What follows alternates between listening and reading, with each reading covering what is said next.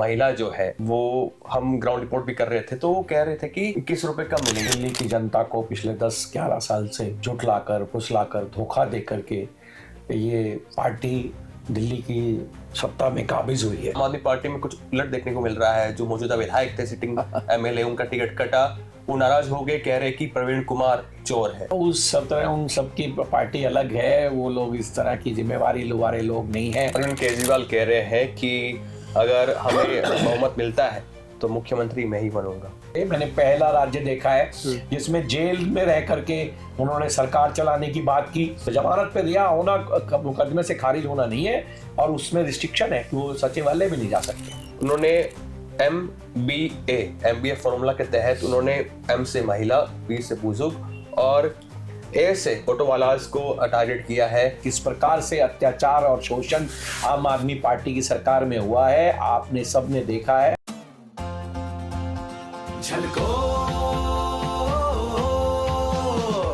झलको media पर आपका स्वागत है। दिल्ली विधानसभा चुनाव अब दूर नहीं है। फरवरी के महीने में विधानसभा चुनाव होने हैं, जिसको लेकर आम आदमी पार्टी जो 2 कार्यकाल अपना पूरा कर चुकी है, चुनावी मैदान में उतरने जा रही है। उन्होंने अपनी 70 विधानसभा सीटों पर 70 प्रत्याशी ऐलान कर दिए हैं, घोषित कर दिए हैं। अब इंतजार है तो केवल भाजपा और कांग्रेस के सूची का, लिस्ट का।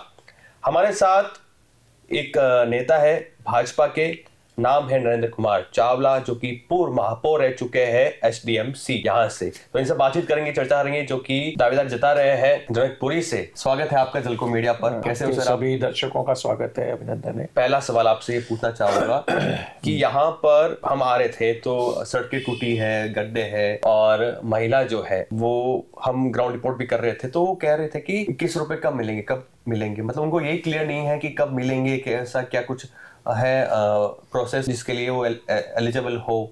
तो क्या कुछ यहाँ पे योजना है, उसको लेकर क्या कहना चाहोगे आप? जैसा कि हम सब जानते हैं, दिल्ली की जनता को पिछले 10-11 साल से झुठलाकर, फुसलाकर, धोखा दे करके ये पार्टी दिल्ली की सत्ता में काबिज हुई है। क्योंकि अन्ना हजारे साहब को कमोरा बना के ये पार्टी बनी, और जो पहला वायदा उन्होंने किया था वहां से कि हम लोकपाल बिल लाएंगे, उसी को झुठला दिया। और उसके बाद तमाम वादे, बच्चों की कसम खा करके मैं बंगला नहीं लूँगा, मैं गाड़ी नहीं लूँगा, सिक्योरिटी नहीं लूँगा, उन सब को भी उन्होंने झूठा साबित कर दिया। और इस मामले में कोई इंफ्रास्ट्रक्चर को डेवलप करने के लिए, जो आपका सवाल था, टूटी सड़कें, ये सब चीज़ों पे कोई काम उन्होंने, कोई ठोस नीति नहीं बनाई, कोई काम नहीं किया।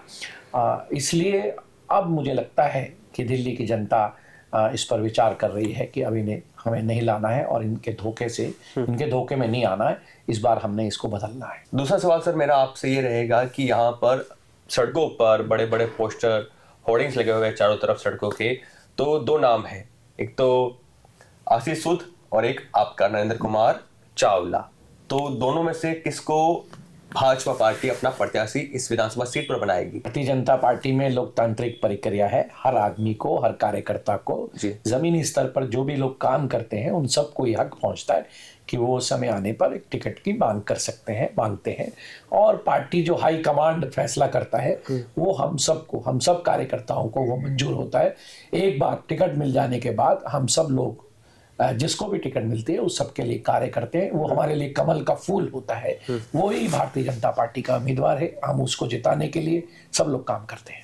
लेकिन आम आदमी पार्टी में आप कह रहे हो कि जिसको भी टिकट मिलेगा, हम सब एकमुखी होकर एक साथ एक जगह पर बैठकर उसकी जीत के लिए काम करेंगे धरातल पर। लेकिन आम आदमी पार्टी में कुछ उलट देखने को मिल रहा है। जो मौजूदा विधायक थे, सिटिंग एमएलए, उनका टिकट कटा, वो नाराज हो गए, कह रहे कि प्रवीण कुमार चोर है। हमारे इंटरव्यू में उन्होंने बताया उन सबकी पार्टी अलग है, वो लोग इस तरह की जिम्मेवारी वाले लोग नहीं है।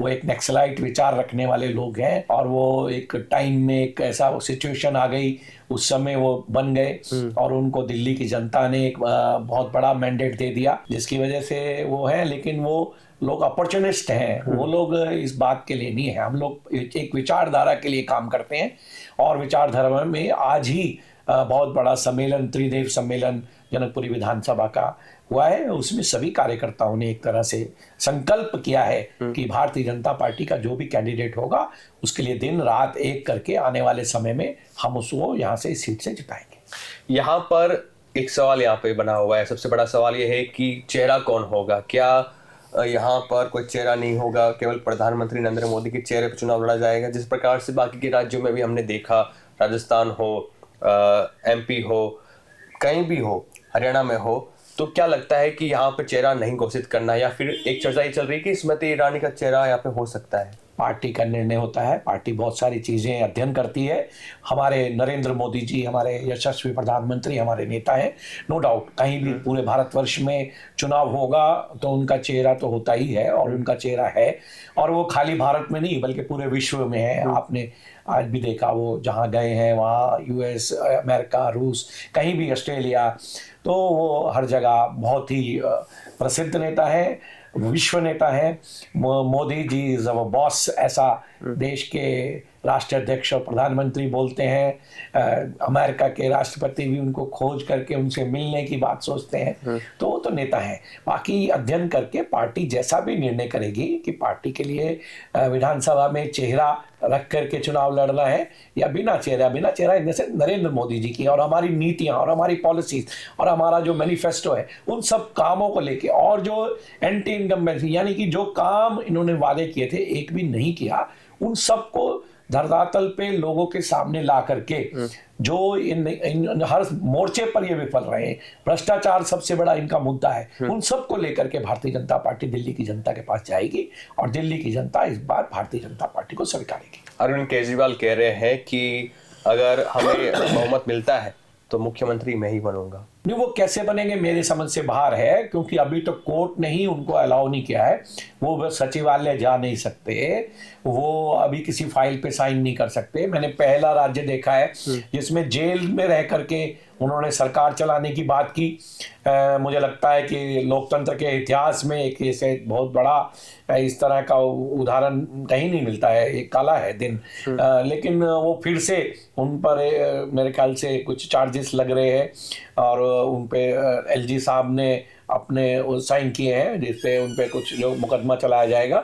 लेकिन अभी तक भी वो केस से बरी नहीं हुए हैं, वो उन पे वो जमानत पे रिहा हुए हैं। तो जमानत पे रिहा होना मुकदमे से खारिज होना नहीं है, और उसमें रिस्ट्रिक्शन है कि वो सचिवालय भी नहीं जा सकते। मेरा एक सवाल आपसे और रहेगा कि इस विधानसभा सीट पर पहले भाजपा का कब्जा था, भाजपा ने इस सीट पर ऐसा मतलब क्या कुछ कमी रह गई जो गंवा दी और आम आदमी पार्टी यहाँ पर लगातार जीत रही है?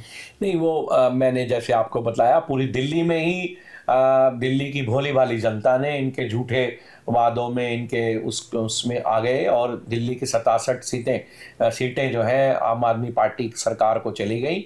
और इस तरह के झूठे वादे करके, बिजली फ्री, पानी फ्री, इस तरह की बातें करके इन्होंने जो वादा किया, उसके वजह से दिल्ली की जनता भोली भाली है। तो वो इनके झांसे में आकर के इनको 2 बार मौका दिए, लेकिन इस बार अब वो कह रहे हैं कि मेरे से ये काम नहीं हो पाया तो मुझे अगली बार फिर मौका दिए, अब मैं कर दूंगा, टूटी सड़कें ठीक कर दूंगा, मैं जमुना को ठीक कर दूंगा जो गंदी है, जो मैली है, मैं आपके घर में स्वच्छ पानी पहुंचा दूंगा जो कहीं नहीं पहुंचा, गंदा पानी है, गंदा पानी पीने को है, नहाने को भी दिल नहीं करता है। ऐसी समस्याएं हैं हर जगह, और बल्कि पानी तो दे नहीं पाए, लेकिन इन्होंने शराब जरूर पिलाने की, युवकों को शराब के नशे में झोंकने का काम जरूर इन्होंने किया। शराब की पॉलिसी ले आए, जो बाद में इन्होंने, जब इनको लगा कि CBI के शिकंजे में कसे जा रहे हैं, तो इन्होंने उस पॉलिसी को विड्रॉ कर लिया। एक सवाल और आपसे कि अरविंद केजरीवाल ने कहा है, उन्होंने MBA फॉर्मूला के तहत उन्होंने M से महिला, B से बुजुर्ग और A से ऑटो वालाज को टारगेट किया है कि हम इंश्योरेंस देंगे आपके बच्चों के भविष्य को लेकर हम चिंतित है। महिलाओं को पहले 1000 रुपये, अब 2100 रुपये, और जो बुजुर्ग है उनको हम पैसे देंगे, उनको फ्री इलाज देंगे, मैं वो पिछले भी वो वादा कर चुके हैं और मैं आपके उसी प्रश्न का उत्तर देता हूं। एमबीए का जो आपने बोला है, महिला का किस प्रकार से अत्याचार और शोषण आम आदमी पार्टी की सरकार में हुआ है, आपने सबने देखा है, आपके सबके मीडिया चैनल्स पे वो चला है। किस प्रकार से अपनी ही महिला सांसद स्वाति मालीवाल को अपने सिक्योरिटी ऑफिसर से अपने शीश महल में अपने घर में उनको पिटवाया, किस प्रकार से राशन कार्ड बनाने वाली महिला जो किसी एमएलए के घर जाती है उसके साथ किस प्रकार से अत्याचार और शोषण किया, किस प्रकार से उनके मालवीय नगर से कैंडिडेट सोमनाथ भारती किस प्रकार से अपनी अपनी पत्नी के साथ अत्याचार करते हैं, कुत्तों से कटवाते हैं, मुकदमे चलते हैं, किस प्रकार से उन्हीं के दिनेश मोहनिया जो संगम विहार और देवली से अभी एमएलए हैं, किस प्रकार से उनके कार्यालय में कोई जाता है, महिला जाती है, किस प्रकार से उसका शोषण किया जाता है।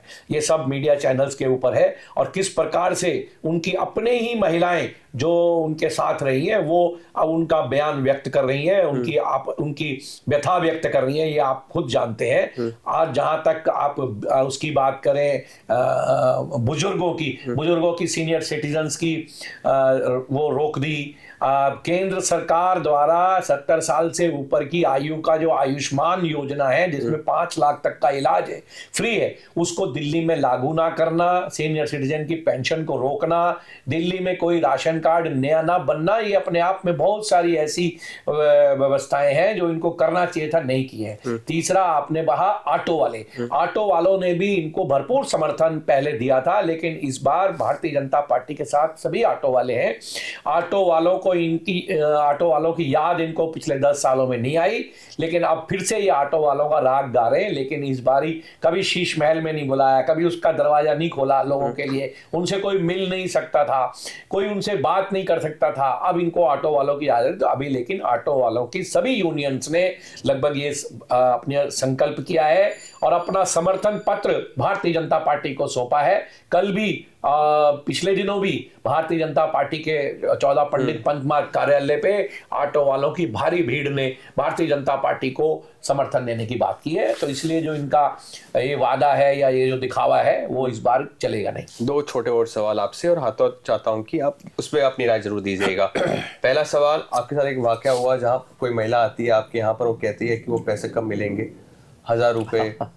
और दूसरा मेरा सवाल रहेगा कि आप कैसे इनसे उभरने के लिए क्या योजना ला सकते हो, इनसे कुछ बड़ी, जिस प्रकार से आप कहते हो रेवड़ी, तो क्या बड़ी रेवड़ी दोगे?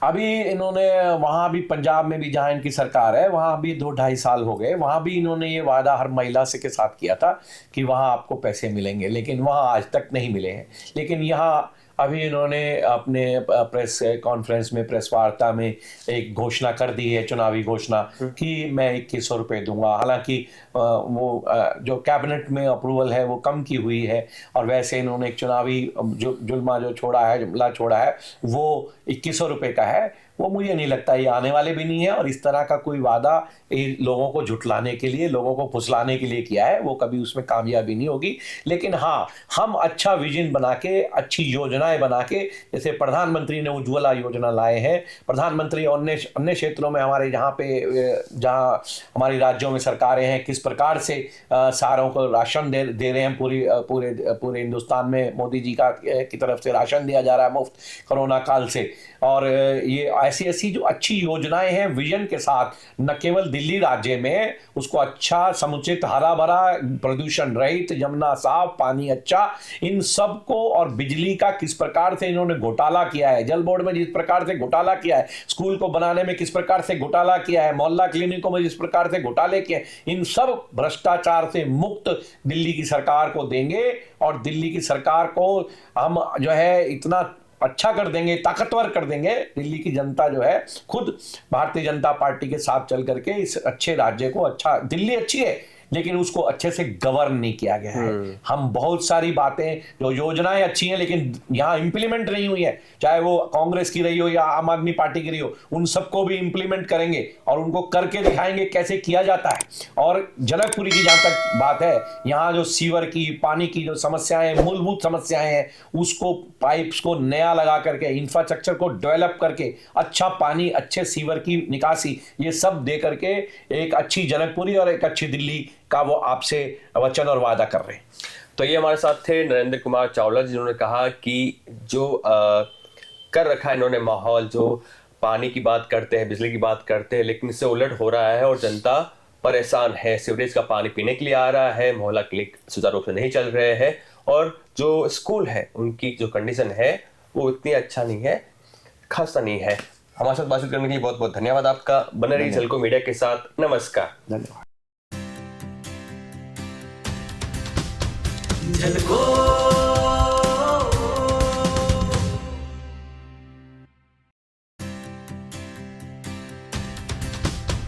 झलको